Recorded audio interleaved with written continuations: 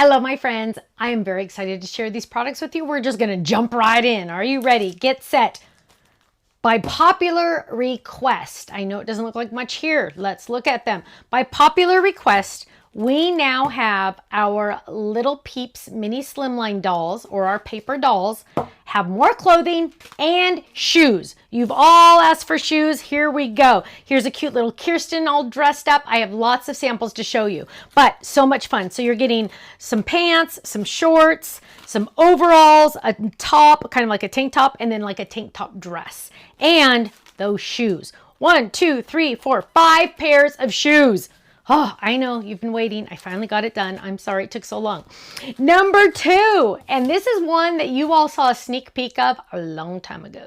A long time ago. In fact, so long ago, it was back when the hermit crabs came out as a club set. Do you even remember that so far back? Well, I don't. Let me tell you, look at that fun little shape in the background. It is our shell background die. Let me show it to you. It is so beautiful. It coordinates, by the way, with this shell edge card. But look at how stinking cute that is. Isn't that gorgeous? It's very intricate. I want you to make sure you're using your adhesive sheets on the back. Gorgeous, right?